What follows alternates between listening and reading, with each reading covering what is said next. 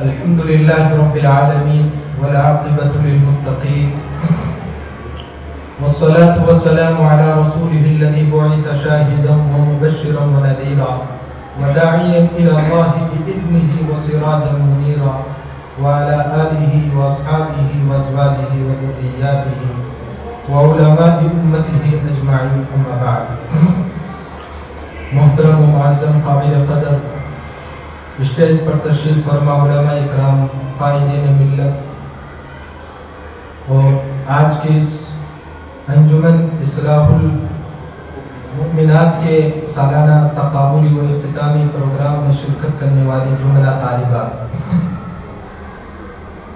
ہم سب کو بخوبی معلوم ہے کہ آج کی ہماری محفل، آج کی ہماری یہ مجلس اس ادارے میں تعلیم حاصل کرنے والی طالبات کے انجمن اصلاح المؤمنات کا یہ تقابلی پروگرام ہے، اختتامی پروگرام ہے. بچوں نے ہفتہ واری پروگرام کے اندر جو محنتیں کی ہے، آج اس کا لب لباب ہمارے سامنے پیش کیا گیا ہے. یقیناً پروگرام پیش کرنے والی تمام طالبات قابل مبارکباد ہیں کہ انہوں نے بڑی عمدگی کے ساتھ اور اچھائی کے ساتھ اپنا یہ اختتامی پروگرام پیش کیا ہے. اور انجمن اصلاح المؤمنات میں نگرانی کرنے والے اساتذہ کرام اور مخلص منتظمین احباب سے اس حقیق کی ایک ادنا سی درخواست ہے کہ چاہے طالبات اولیاء کی ہوں یا سفلا کی ہوں، انجمن کے اندر شرکت کرنے والی ہر ایک طالبہ کو پہلے تقابلی پروگرام جامعہ کے احاطے میں ایک اندرون خانہ ایک تقابلی پروگرام پیش کیا جائے کہ جس کے اندر ہر ایک طالبہ کو اسٹیج پر آنے کا موقع ملے اور اپنے مافی ضمیر کو ادا کرنے کا یہ اسٹیج ان سب کو حاصل ہو. بہت سی دفعہ کیا ہوتا ہے کہ طالبہ جو سفلا کی ہوتی ہے، نیچے کی ہوتی ہے، محنت تو اچھی کر رہی ہوتی ہے، لیکن چونکہ اولیاء کی طالبات کے سامنے وہ کمپٹیشن کے اندر، تقابل کے اندر، اختتامی پروگرام کے اندر وہ نہیں پہنچ پاتی، جس کی وجہ سے ان کی حوصلہ شکنی ہوتی ہے. تو میں مخلصین منتظمین احباب سے اور انجمن اصلاح المؤمنات کے جتنے بھی نگراں احباب ہیں ان سب سے ایک ادنا سی درخواست ہے کہ چاہے سفلا کی طالبات ہوں چاہے اولیاء کی طالبات ہوں، ہر ایک کو اندرون خانہ ایک تقابلی پروگرام پیش کر کے، چاہے 2 دن لگے یا 3 دن لگے، ہر ایک کو اسٹیج پہ آنے کا موقع ملنا چاہیے. اور اس کے اندر جو بھی طالبات اعلیٰ نمرات سے کامیابی حاصل کرتی ہیں تو ان کو اختتامی پروگرام کے اندر پیش کیا جائے، اور اس کے اندر بھی اولیاء سے منتخب ہونے والی طالبات کو الگ موقع دیا جائے، اور سفلا سے جو منتخب ہونے والی نیچے کی جو طالبات ہیں ان کو الگ سے موقع ملنا چاہیے. میرے محترم بزرگ و دوستوں، ان انجمنوں کا مقصد کیا ہے؟ ابھی مفتی صاحب نے مفصل دینی تعلیم پر اور انجمن پر تفصیل سے روشنی ڈالی ہے کہ ان انجمنوں کے اندر جب تک طالبات مدرسے کی اور جامعہ کی 4 دیواری کے اندر 7 سال 8 سال 6 سال گزارتی ہے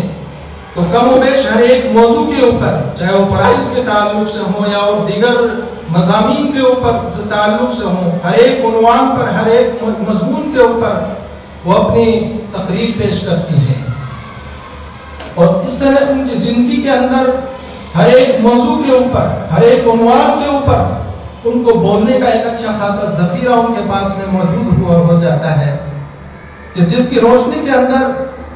وہ یہاں سے منتقل ہونے کے بعد میں، چاہے وہ کیسی بھی مجلس ہو، کیسی بھی محفل ہو، ہر ایک موضوع پر، ہر ایک عنوان کے اوپر وہ اپنی ماں اور بہنوں کے سامنے وہ اس موضوع اور اس عنوان کے اوپر وہ اپنے مافی ضمیر کو ادا کر سکتی ہے. انجمن اصلاح المؤمنات کے پروگرام کے ذریعے تمام بچوں کو اپنے معافی ضمیر کو ادا کرنے کے اوپر عبور حاصل کروایا جاتا ہے، تاکہ وہ اپنے گھروں کے اندر جا کر یہاں جو کچھ وہ دینی علوم حاصل کر رہے ہیں، دینی علوم حاصل کر رہی ہیں، شرعی علوم حاصل کر رہی ہیں، تو وہ ان علوم کو اپنی ماں اور بہنوں کو جو دینی علوم سے محروم ہیں ان کو منتقل کرنے کے اندر اپنے معافی ضمیر کا سہارا لے سکیں۔ اور جیسی بھی دینی مجالس منعقد ہوں، دینی محافل منعقد ہوں، تو وہ اپنے معافی ضمیر کو ادا کرنے کے اندر جھجک محسوس نہ کریں، ان کے اندر اتنی جرأت اور اتنا حوصلہ پیدا ہو جائے۔ انجمن کے پروگرام کا، انجمن کی ان تقابلی محافل کا یہی مقصد ہے۔ میرے بزرگوں دوستوں، ان محافل کے ذریعے، ان مجالس کے ذریعے یہ چاہا جا رہا ہے کہ ہم ایک صالح معاشرے کی تشکیل دیں، جس طرح ابھی ماقبل کے اندر حضرت مفتی صاحب نے مفصل ارتداد کے موضوع پر بیان کیا ہے۔ تو چونکہ غالباً آقا مدنی نامدار تاجدار مدینہ احمد مصطفیٰ صلی اللہ علیہ وسلم کی حدیث مبارکہ ہے کہ یأتی به علی الناس زمان الصابر فیہم علی دین کالقابض علی الجمر،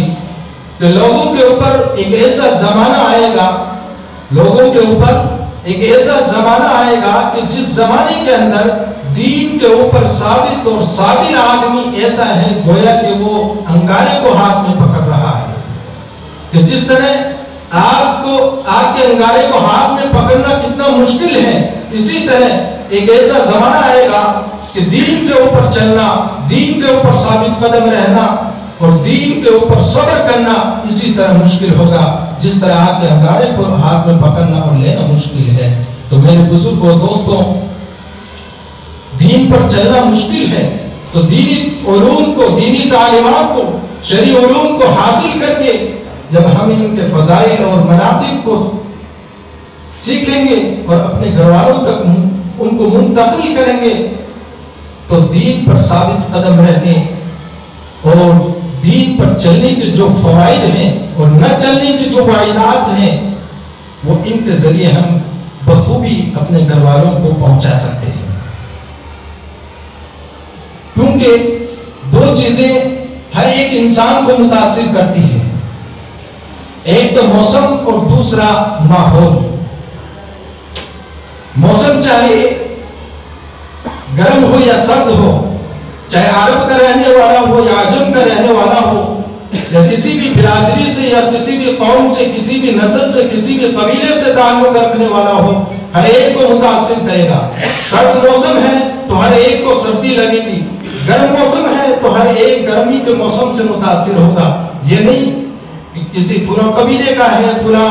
نسل کا ہے تو وہ گرمی سے متاثر نہیں ہوگا، ایسا نہیں ہے، ہر ایک موسم سے متاثر ہوتا ہے۔ اسی طرح میرے بزرگوں دوستوں، آج جو یہ ارتداد کی بے دینی کی جو لہر چل رہی ہے میرے بزرگوں دوستوں، یہ دراصل ماحول سے متاثر ہے۔ ماحول جیسا ملتا ہے اس سے وہ متاثر ہوتے ہیں۔ جس طرح رمضان المبارک کا مہینہ آتا ہے تو رمضان المبارک کے مہینے کے اندر، چونکہ رمضان المبارک کا مہینہ انوار و برکات کا مہینہ ہے، تو ہر ایک آدمی روزوں میں تلاوت قرآن کریم کے اندر لگا ہوا ہے۔ جس طرح حج کے موسم میں ہم حرمین شریفین کے اندر جاتے ہیں تو وہاں بھی آپ اس کا نمونہ کرتے ہیں، چونکہ ماحول ہے تو ماحول سے ہر ایک متاثر ہوتا ہے۔ تو اسی طرح میرے بزرگوں دوستوں، جس کو اگر اچھا ماحول ملتا ہے، نیک ماحول ملتا ہے، صالح ماحول ملتا ہے، بھلائیوں والا ماحول ملتا ہے، تو اپنے اندر اچھائیوں کو، بھلائیوں کو، نیکیوں کو وہ اس ماحول سے متاثر ہو کر سمیٹ لیتا ہے۔ اسی طرح اگر کسی کو برا ماحول ملتا ہے، برائی کا ماحول ملتا ہے، شر کا ماحول ملتا ہے، تو وہ اسی ماحول سے متاثر ہو کر اسی ماحول میں ڈھل جاتا ہے، کہ چاہے وہ ماحول کتنا ہی بے دینی کا ہو اسے کوئی فرق نہیں پڑتا۔ تو اس طرح میرے بزرگوں دوستوں، ہمیں ان انجمنوں کے ذریعے، ان مدارس کے ذریعے، ان جامعات کے ذریعے ایک ایسا صالح معاشرہ تشکیل دینا ہے کہ جس کے اندر ہر ایک ہمارے ماحول سے متاثر ہو۔ میرے بزرگوں دوستوں، گلہ اور شکوہ نہیں ہے کہ آج کے دور کے اندر جتنے مدارس ہیں، जितनी तंजीमें, जितनी जमीयतें और जितनी जमातें हैं, जितने दीनी लेवल पर काम करने वाले उलमा इकराम हैं, माजी के अंदर इतने मदारिस नहीं थे, माजी के अंदर इतनी दीनी तंजीमें नहीं थी, माजी के अंदर इतनी दीनी तहरीकें नहीं थी, माजी के अंदर इतनी जमीयतें और इतनी दीनी जमातें नहीं थी, लेकिन फिर भी आज के बिलमुकाबिल माजी का माहौल साले था, दयानतदारी का था, अमानतदारी का था, उखुव्वत और भाईचारगी का था। मेरे बुजुर्गों दोस्तों, आखिर वजह क्या है? मदारिस की कसरत होने के बावजूद, उलमा की कसरत होने के बावजूद, दीनी तहरीकों और जमीयतों और जमातों की कसरत होने के बावजूद आज जमाना किस रुख पर जा रहा है? मेरे बुजुर्गों दोस्तों, उसी की निशानदेही ये हदीस मुबारक कर रही है कि आज का जो माहौल है ये बड़ा पुरफितन माहौल है, बड़ा नाजुक माहौल है। तो बड़ा अच्छा था, दयानतदारी का था, अमानतदारी का था। इसके एक मिसाल में, चूंकि वक्त काफी हो चुका है, हजरत शेखुल हदीस हजरत मौलाना ज़करिया साहब रहमतुल्लाह अलैह अपने मलफूजात के अंदर अपने वालिद मोहतरम के तवस्सुल से वाक़या नकल फरमाते हैं कि जब जमुना नहर खोदी जा रही थी तो उस वक्त चूंकि वो गुलामी से पहले का जमाना था, तो जो खोदने वाले मुलाजिमीन थे उनको नहर की खुदाई के दरमियान एक सोने की बड़ी हांडी मिली। तो उन्होंने अपने सिफा, अपने जो निगरां जो थे उन्होंने उनके सामने जाकर पेश की कि ये पुनः सोने की हांडी हमें मिली है। तो उन्होंने फौरन उस हांडी को लिया और उस हांडी को लेकर वो जो अंग्रेज निगरां थे जो उनके ऊपर उस अमीर को उन्होंने उसके सामने जाकर उनकी खिदमत के अंदर वो हांडी पेश की और उन्होंने उसका इंदराज करके वो रख लिया। कुछ अरसे के बाद में वही सिफा जो मुलाजिमीन के ऊपर तय था उनके मुतालिक उसे अंग्रेज जो बाद के अंदर मुजफ्फरनगर कोर्ट का वो जज बना, उसके सामने उसका मुआमला आया कि उसी सिफा ने एक बच्ची का गालिबन नकली चेन थी या कुछ नकली जेवरात थे जिसको उसने सोने के समझकर वो निकाल कर उस बच्ची का कत्ल करके कुएं के अंदर डाल दिया। जब वो जज अंग्रेज जज था, जब उसके सामने उस सिफा को पेश किया गया तो उसने उसे पहचान लिया कि आखिर सिफा तो वही है कि कुछ मुद्दत कबल उसने हमारे सामने इतनी कीमती सोने की हांडी, अगर वो चाहता तो उसको अपनी तरफ रख सकता था, वो तमाम मुलाजिमीन और ये आपस में तकसीम कर सकते थे, लेकिन उन्होंने कितनी अमानतदारी के साथ में, कितनी दयानतदारी का मामला फरमाकर और मेरी खिदमत के अंदर वहां सोने की हांडी इसने पेश की थी। और अब ये जो मुजरिम बनकर पेश आया है, नकली जेवरात को सोने के समझकर वो एक बच्ची का कत्ल करके मुजरिम बनकर आ रहा है। तो आखिर उसने उस सिफा से ये वाक़या और माजरा मालूम किया कि कुछ अर्सा कबल तो आपकी ये दयानतदारी और अमानतदारी थी और आज आप इस जुर्म के अंदर हमारे दरबार के अंदर हाजिर हुए हो। तो मेरे बुजुर्गों दोस्तों, उसने एक ही जवाब दिया कि जिस वक्त मेरा वो अमल था माजी का, उस वक्त का मुआशरा बड़ा साले था, बड़ी अमानतदारी और दयानतदारी का था, और आज का वक्त वो नहीं है। तो माहौल से वो मुतासिर हुआ और माहौल से मुतासिर होने की बुनियाद पर उसने उस जुर्म का इंतकाब किया। तो मेरे बुजुर्गों दोस्तों, अंग्रेज जज ने फौरन पहचान लिया कि यकीनन वो वक्त जो आपका था वो हमसे पहले का जो वक्त था बड़ा अमानतदारी का था। और चूंकि आज का ये अंग्रेजों का ये जो हमारा वक्त चल रहा है, अंग्रेज जज के अल्फाज नकल कर रहा हूँ, वो पहले के बिलमुकाबिल वैसा जमाना नहीं रहा। इसलिए कसूर आपका नहीं है, माहौल का है, माहौल से मुतासिर हुए हैं। तो इसलिए मेरे बुजुर्गों दोस्तों, हम दीनी तालीम को, दीनी उलूम को हासिल करके अपने घरों के माहौल को, जो मौजूदा माहौल चल रहा है, उस माहौल से निकालकर दीनी माहौल के अंदर मुंतकिल करना है, ताकि हम भी या हमारा घराना भी ये जो पुरफितन माहौल और जमाना चल रहा है उससे मुतासिर न हो पाए। اور جتنی بھی یہاں طالبات ہیں